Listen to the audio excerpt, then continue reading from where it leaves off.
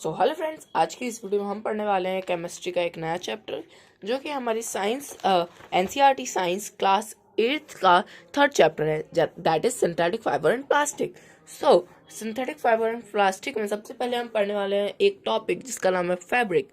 जो फैब्रिक है वो दो टाइप का होता है, नेचुरल एंड सिंथेटिक। जो नेचुरल होता है उसके एग्जाम्पल है कॉटन एंड सिल्क। जो सिंथेटिक होता है उसका एग्जाम्पल है रायन एंड नायलॉन। इस चैप्टर में हम बेसिकली 6 टॉपिक कवर करने वाले हैं। First, synthetic fibre. Second, types of synthetic fibre. Third, characteristic of synthetic fibre. Fourth, plastic. Fifth, plastic and there characteristic.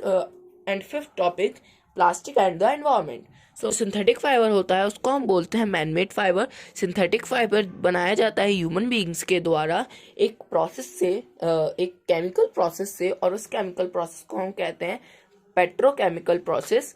Petrochemical जो सिंथेटिक फाइबर है वो बनता है बहुत chain of small unit are joint together. एक बहुत स्मॉल यूनिट्स होते हैं, वो चेन की तरह जुड़ते रहते हैं, उससे हमारा सिंथेटिक फाइबर बनता है। जो स्मॉल यूनिट है वो है हमारा मोनोमर। मोनोमर एक ग्रीक वर्ड है, मोनो मतलब सोलो, मर मतलब unit, that is monomer. Single unit, small unit, single unit. And जब बहुत सारी सिंगल यूनिट ज्वाइन होती हैं वो बन जाता है पॉलीमर। पॉली मतलब मैनी एंड मर मतलब unit, this is also Greek word. So polymer, many unit. Now अब हम नया टॉपिक पढ़ने वाले हैं, that is type of synthetic fibre. First is Ryan. Ryan जो बनता है वो बनता है chemical treatment of wood pulp. ये आर्टिफिशियल सिल्क होता है और ये सिल्क से सस्ता भी होता है। अब नेक्स्ट, नायॉन। नायॉन जो है वो फर्स्ट फुल्ली सिंथेटिक फाइबर था जो कि बना था 1931 में। ये बहुत ज़्यादा स्ट्रॉन्ग होता है, इलास्टिक रहता है, लाइट रहता है और लस्ट्रस रहता है और इजी टू वॉश रहता है। एंड नायॉन जो है वो स्टील, नायॉन की जो एक थ्रेड है वो स्टील की वायर से भी ज़्यादा स्ट्रॉन्ग रहती है। ना पॉलिस्टर एंड एक्रेलिक। पॉलिस्टर में बिल्कुल भी रिंकल नहीं आती इजीली और उसके जो फाइबर्स हैं वो बहुत पतले पतले होते हैं और इसका एग्जाम्पल है पैट। Now acrylic. एक्रेलिक जो होता है वो वुल जैसा होता है, वुली की तरह होता है, बट वुल बहुत ज़्यादा एक्सपेंसिव होता है और एक्रेलिक चीपर होता है। और एक्रेलिक वाटर भी सोक नहीं करता है और ये इसका एक प्लस पॉइंट भी बन जाता है। Now third topic of our video is characteristic of synthetic fibre. इसमें ज़्यादातर तो एडवांटेज ही है बट एक डिसएडवांटेज है, दैट इज सिंथेटिक फाइबर जो है वो हीट करने पे मेल्ट हो जाता है। So that is our disadvantage. And advantage are वो बहुत जल्दी सूख जाता है, वो ड्यूरेबल होता है, वो बहुत चीप होता है और वो बहुत जल्दी अवेलेबल हो जाता है और वो इजी टू मेंटेन रहता है। So our fourth topic is plastic. Plastic जो रहते हैं वो दो टाइप के रहते हैं, एक थर्मोप्लास्टिक, एक थर्मोसेटिंग प्लास्टिक। और जो प्लास्टिक है वो एक बेसिकली एक मॉलीमर है, सॉरी, जो हमारा प्लास्टिक है वो बेसिकली एक पॉलीमर है। और प्लास्टिक दो तरीके के अरेंजमेंट में आता है, एक हमारा लीनियर और एक क्रॉस लिंक्ड। और इसकी जो फोटो है आपको स्क्रीन पे दिख रही होगी, लीनियर और क्रॉस लिंक्ड की, ठीक है। और अब आते हैं हम दो अपने टाइप के प्लास्टिक पे, that is thermoplastic and thermosetting plastic. Thermoplastic are basically nothing. Thermoplastic जो है वो डिफॉर्म हो जाता है हीट करने पे और थर्मोसेटिंग प्लास्टिक ऐसा नहीं करता है। और थर्मोप्लास्टिक का एग्जाम्पल है पॉलीसेट और थर्मोसेटिंग का एग्जाम्पल है बेकलाइट एंड मेलामाइन। अब हम आते हैं अपने फिफ्थ टॉपिक पे, that is characteristic of plastic. Plastic जो है नॉन रिएक्टिव होता है, लाइट होता है, स्ट्रॉन्ग होता है, ड्यूरेबल होता है। प्लास्टिक पुअर कंडक्टर है हीट और इलेक्ट्रिसिटी का।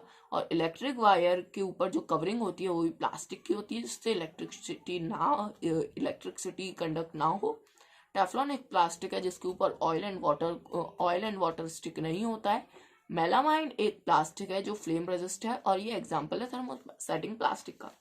Now our last topic of this video is plastic and environment. हमारा जो हमारा वेस्ट होता है वो दो टाइप्स का होता है, एक बायोडिग्रेडेबल है, non biodegradable.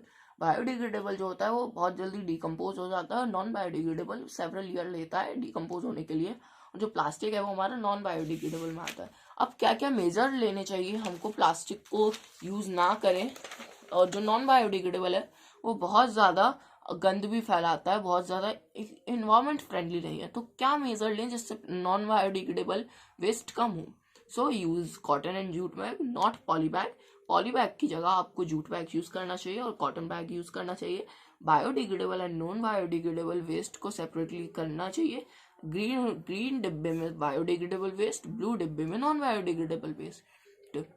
Use recycle plastic waste, plastic waste को रिसाइकल करना चाहिए जो हो सकते हैं। And our last thing is 5R system, 5R system. We are going to use 5R system, that is reduce, reuse, recycle, recover and refuse. Reduce मतलब उसको reduce करो प्लास्टिक वेस्ट को, रीयूज मतलब अगर यूज कर रहे हो तो उसको दोबारा यूज करो, रिसाइकल मतलब इफ अगर वो रिसाइकल हो सकता है तो उसको रिसाइकल भी करो, रिकवर मतलब उसको रिकवर करो, और रीयूज रिफ्यूज मतलब अगर आपके पास ऑप्शन है आप पॉली बैग या जूट बैग में से, तो always take jute bag, not poly bag. So ये हमारा पूरा चैप्टर था। इसके जो नोट्स हैं वो आपको नीचे डिस्क्रिप्शन में मिल जाएंगे थ्रू पीडीएफ फॉर्म, एंड इसके जो क्वेश्चन आंसर है वो भी आपको डिस्क्रिप्शन में मिल जाएंगे थ्रू पीडीएफ फॉर्म। और इसकी नेक्स्ट वीडियो में मैं इस चैप्टर के क्वेश्चन आंसर को अच्छे से एक्सप्लेन कर दूंगा, पूरी एक्सरसाइज को अच्छे से एक्सप्लेन कर दूंगा। ये मेरी पहली वीडियो है। सो इस चैनल पे हम पढ़ने वाले हैं basically 4 topic, that is chemistry, physics, math and English of class 8th। सो बस आज के लिए इतना ही, अब मिलते हैं नेक्स्ट वीडियो में, तब तक के लिए take care, bye bye, love you and bye bye.